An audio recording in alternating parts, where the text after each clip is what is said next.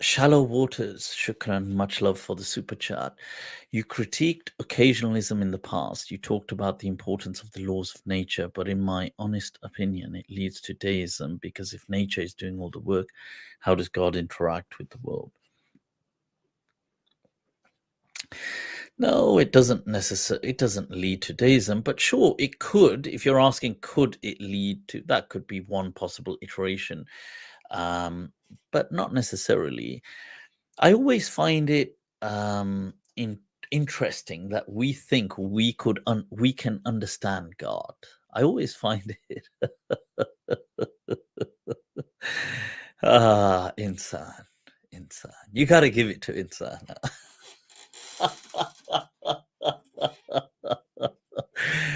I mean, we can't even understand basic mathematics.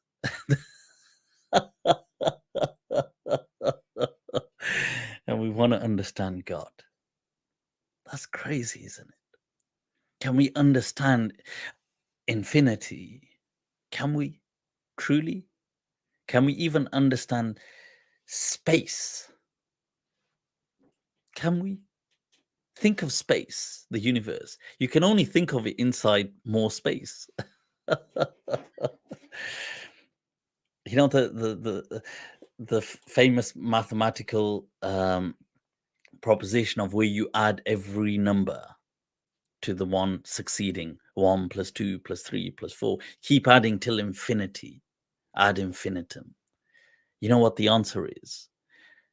It's minus 1/12. So, which makes no sense. But that's the answer. So it's like, what the hell is that about? Or you try to divide something by 0. It's incalculable. Incalculable. As in mathematics breaks down if you divide by 0. This is why Einstein said black holes are where God divided the universe by 0. Breaks down. It's not just it breaks down. You want to understand God.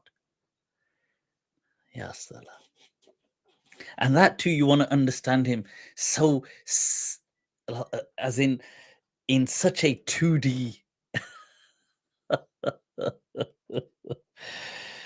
But you gotta love the audacity. The audacity. It's something.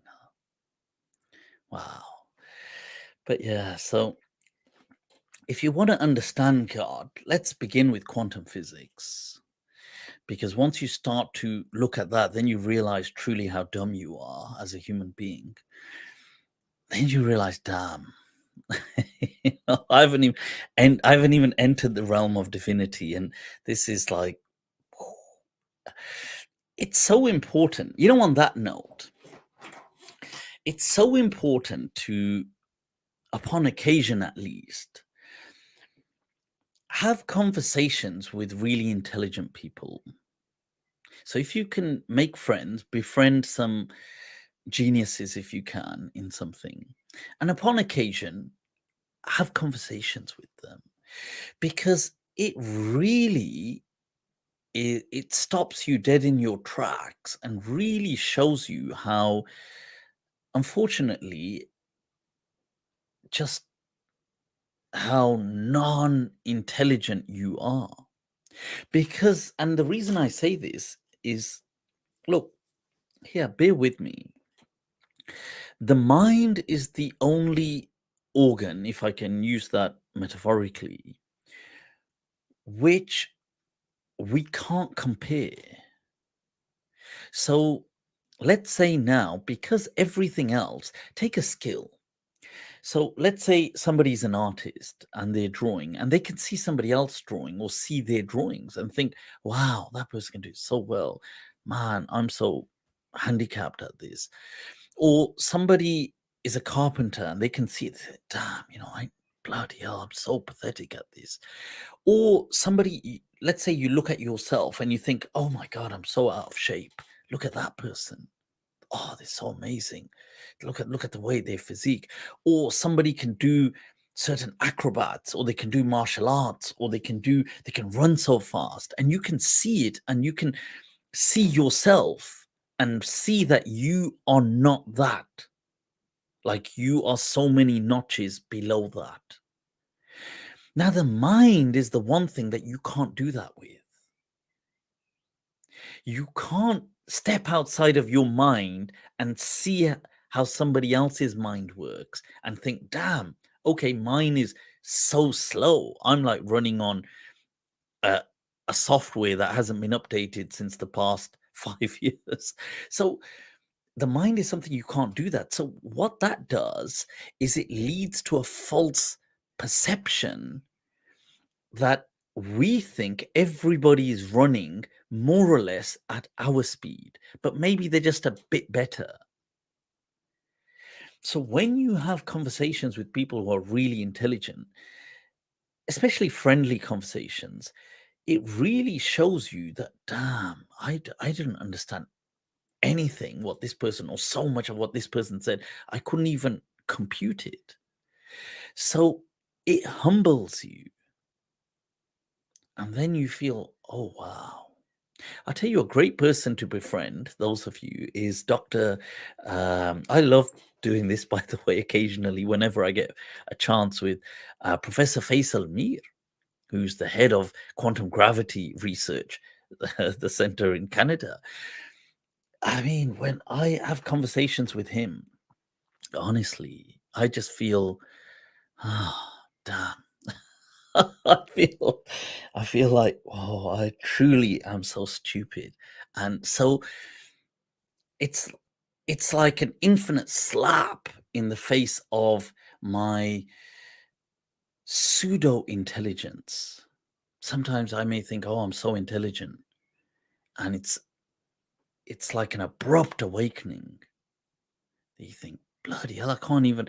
And when he'll explain things, and he'll say, look, doesn't it make sense now? And you'll think, no, no, no, it does not make any sense. It does not make any sense at all. I don't know what he'll talk about quantum gravity, and he'll talk about these different, and he'll talk about them like it's so obvious. Like he'll explain it in a sentence and say, yeah, like now you get it.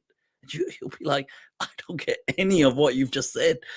And you realize that I could never be as intelligent as that. Never. Like I just cannot. Like doesn't matter what I do, I would never be that intelligent to understand that. So it's a humbling experience. But then you see, if this is the world that is this complex, why do you think the the essence of God is something that you would, the essence, I don't mean is there a God? I mean the essence and how God operates. Why would you think that would be so easy when we become so dazzled at how software operates? We can't people who are not coding experts, it doesn't mean anything. Like they totally can't grasp it. So yeah, so my thoughts are we need to let's remember this is our journey to God. Don't worry about how the world works. It works. Allah is Allah is in control. But how does that reconcile with free will then? See, one of the best ways to understand this is the Heisenberg's uncertainty principle. That you can either, you see, when you look at it, you can either measure speed, like velocity, speed, velocity of something, or the position with the utmost accuracy. You can never measure both at any given time with the utmost accuracy. You can estimate. So it's like, well, if you're going to discuss this, then this is it. So if you're discussing God's perspective, God's in control. Discussing in Son's perspective, then you're only discussing in Son's perspective and this free will. And then you just set about in your worldly life. Yeah.